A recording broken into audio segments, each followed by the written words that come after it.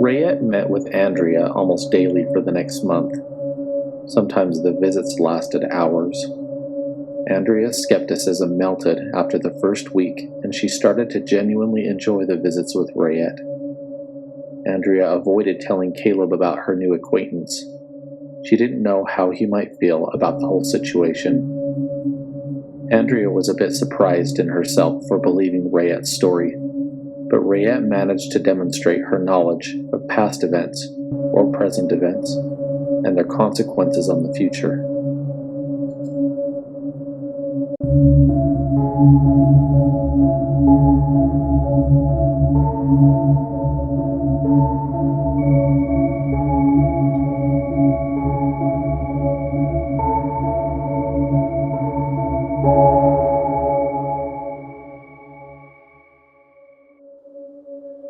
There was a knock at the door.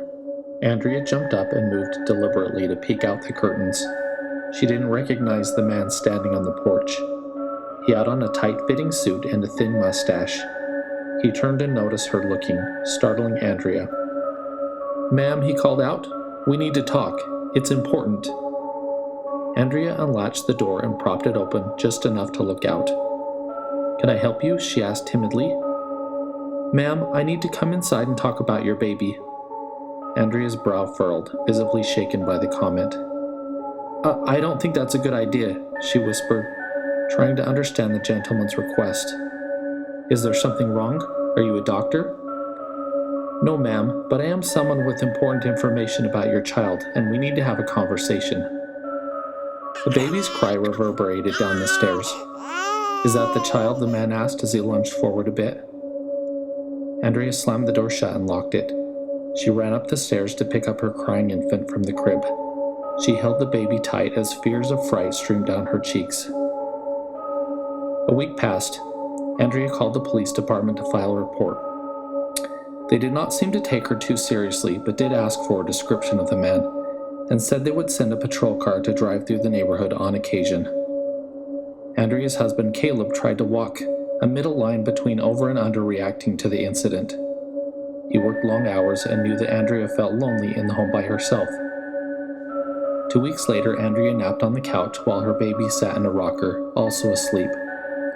A knock pierced the calmness, startling Andrea, but not waking the baby. A surge of adrenaline coursed through Andrea, and she sat up alert and wide-eyed. She walked over to the window and carefully looked behind the thin curtains to the front porch. She was relieved to see it was not the man that had approached a few weeks back. This time, it was a gangly-looking older gentleman with unkempt hair. Probably a solicitor, Andrea hoped. The old man knocked again, a bit more persistently. Andrea tiptoed back to the couch and slowly lowered herself down, to avoid making too much noise. She waited for a minute. No more knocking. Her cell phone rang, vibrating and blaring an old-time telephone ring. Andrea jumped up quickly and muted her phone. She did not recognize the number, and waited eagerly for the phone to stop ringing. A voicemail notification popped up. She unlocked the phone and retrieved the voicemail. "Ma'am, you don't know me, but I have some very important information to discuss with you about your baby. I'm still waiting on the front porch." Andrea dropped the phone in terror. She paused for a moment, not knowing what to do. She grabbed the phone and dialed 911. By the time the police arrived, the old man was no longer in the vicinity. The police canvassed the neighborhood, but no one had encountered or witnessed seeing the stranger. Caleb had rushed home from work after Andrea had left a panicked message that someone was trying to hurt their baby. Caleb took the rest of the week off. A month passed, and the two incidences of strangers at the door seemed to dissipate in Andrea's mind. She still had moments of anxiety while at home during the day, but Caleb added another deadbolt on the front door, and he installed a hidden camera that Andrea could access on her phone. They also placed a baseball bat near the front door for added precaution. As the weeks slipped by, free of incident, Andrea grew more comfortable at home. Andrea sat down at an empty table in the outdoor pavilion. She rested the stroller next to her, locking the wheels and moving the visor to shield the sleeping baby from the sun. A waitress took her order and returned to inside the little deli. Andrea scrolled through her social media feeds as she waited. "Beautiful day, isn't it?" a woman at the nearby table commented. Andrea looked up and smiled at her. "Yes, it is nice." "How old is your baby?" the woman asked. "He's 4 months old," Andrea said, a bit suspiciously. "I have a 4-year-old," the woman responded almost immediately, as though she was trying to diffuse any tension. "They grow so fast." Andrea smiled and nodded. She looked back at her phone. "I'm sure you really love that one, don't you?" the woman asked. Andrea sat stunned for a moment. The question seemed odd, but so did the tone of the woman. Andrea did not look up from her phone. "Of course," Andrea stammered. "Yes, of course you do," the woman responded, taking a sip of her drink. "Mothers have an instant connection with their child. It's biological. It's innate." Andrea started packing up her belongings. "You don't need to leave," the woman said bluntly. "You just barely ordered." "I'm not feeling well," Andrea said hastily and growing anxious. The woman stood up and sat down next to Andrea. "You don't need to be scared," the woman said, placing her hand gently on Andrea's arm. "I'm not here to hurt you or your child." "I'm sorry," Andrea stuttered, still refusing to look at the woman. "I feel very uncomfortable about this." "That's why they sent me," the woman responded. "Who?" Andrea asked. "My colleagues attempted to contact you several weeks ago," the woman started. Andrea jerked a bit and turned immediately to look at the woman. The woman smiled gently. "They didn't mean to frighten you." "Who are you?" Andrea demanded. "My name is Rayette," the woman said. She took another sip of her drink. "I have some information about your child that is vital for you to know." Andrea did not respond. She looked at the woman, waiting for her to volunteer more information. "Perhaps we failed to address you in the situation with much tact," Rayette said with a smile. "I apologize for that. Where we come from, well, let's just say, it's a different place with different social etiquette." "Where are you from?" Andrea asked. The waitress returned and placed a plate next to Andrea. Rayette smiled again and appeared to search for the right words. "This is going to sound crazy," she started, "but I'm actually from the future." Andrea looked around for someone she could potentially call out for help. She didn't know whether to laugh or feel endangered. "You seem to accept that surprisingly well," Rayette commented. "I didn't say I accept that," Andrea shot back. "I know it may be hard for you to understand, but we know everything about you and your situation at the present time. We know that your husband is Caleb, and that he generally works long hours during the day. We know the pregnancy with your child was difficult with some complications, but eventually everything turned out fine. We know that you had gestational diabetes and that the baby had the cord loosely wrapped around his neck when he was born." "How do you know this information?" Andrea stammered, but Rayette continued.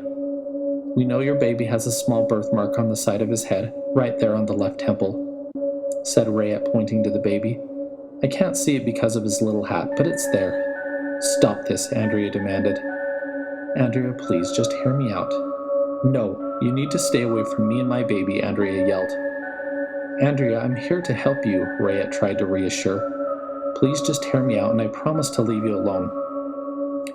Andrea took a few long breaths before she quickly nodded her head. "You have 5 minutes and then I want you gone forever." "I understand your apprehension. I think I would act the same way. I come from 207 years in the future from your present time. The world is much different than it is today. We witnessed a lot of destruction and devastation. My colleagues and I are hoping to change that by changing the past." "It sounds exactly like the plot of most time travel movies," Andrea retorted. "Yes, I know," Rayette nodded. "I know it does." "Okay, so finish your story," Andrea said impatiently. "This is the difficult part.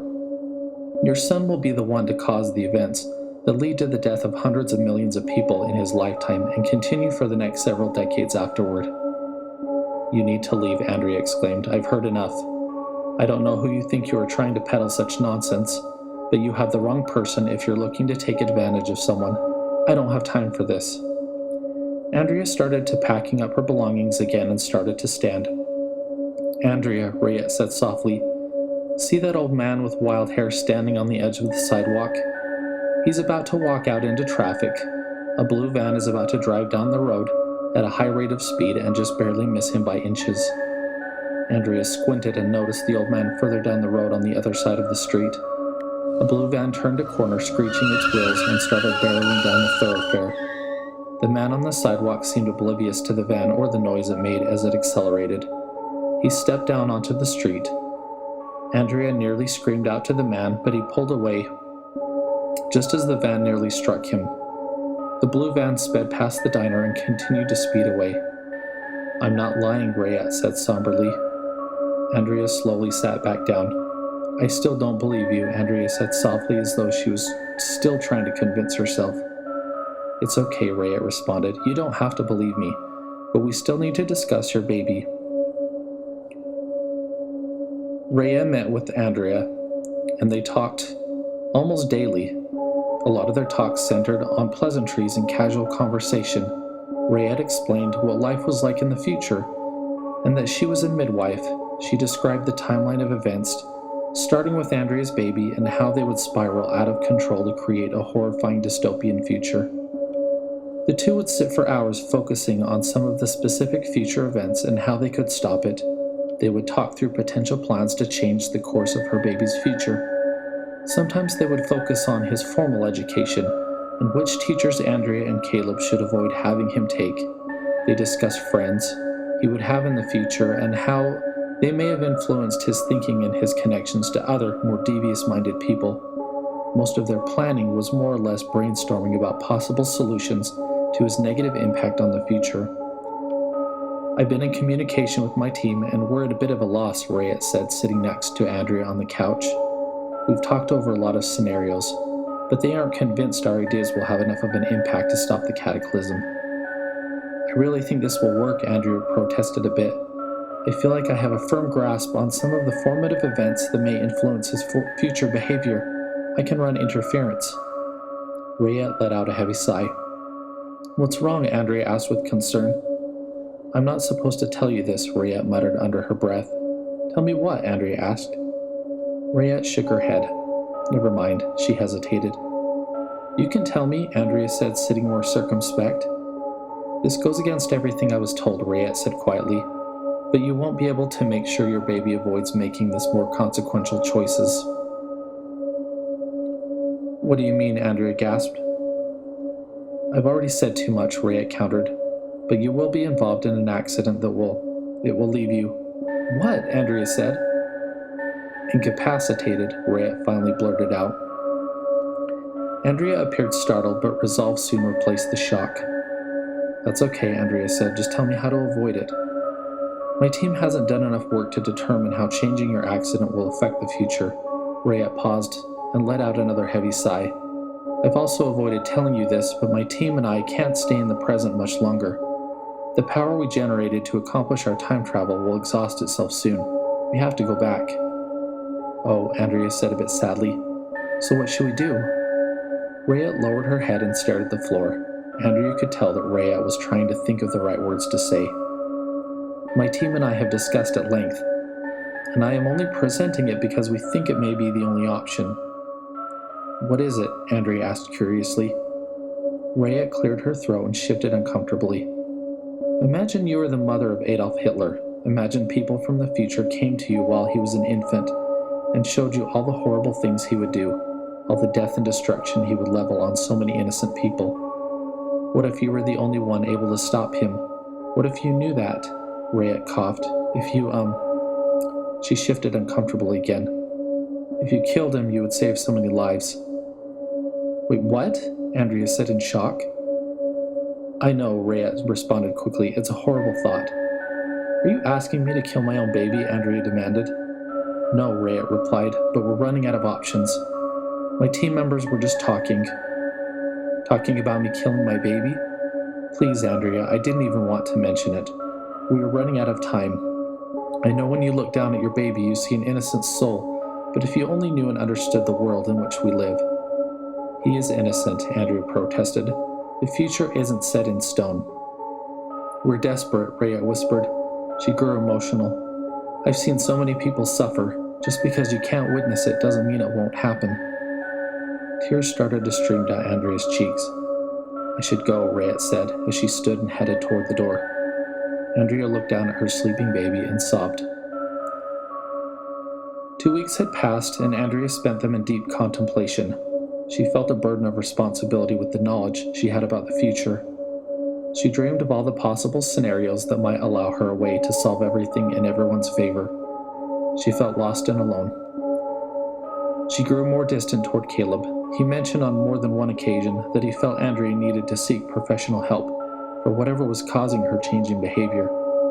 She would smile slightly and acknowledge the remark, but continue to fester in her thoughts. One afternoon, as she paced the house, she heard a gentle knock at the door. She opened it slowly. "Hi, Rayet," Andrea said softly. "I just came to say goodbye," Rayet replied. Andrea looked down and nodded. Rayet waited for a response, but Andrea didn't say anything. Rayet turned to leave when Andrea stopped her. "Rayet, I've given this a lot of thought." Rayet turned around. "It's okay, Andrea. We can find another way." "Just wait," Andrea said. "Come inside." Rayet jumped into the back of the blue van. The mustached driver turned and looked back at Rayet. "So?" he asked. "She did it," Rayet responded with a smile. "I had to urge her a bit, but she did it." "I can't believe you did it," said the old man with unkempt hair in the passenger seat, the one who was nearly struck by the speeding vehicle outside the diner, and the second man to visit Andrea. "I believed in you," the driver said with a grin. "Your training as an obstetrician definitely comes in handy." "So that makes 13? "Yes, we have convinced 13 unknowing women to commit infanticide," Rayet replied with enthusiasm. "We have enough to perform our first ritual. The others will be ecstatic." "I'm a bit surprised this time travel ruse works so well," the man in the passenger seat declared. He pulled out a worn book with a faded title, The Occultist's Guide to Ancient Medean Practices. "Our sacrifice to Medea will please her and make her stronger. We must tell the others quickly and prepare to start the second round of blood rituals."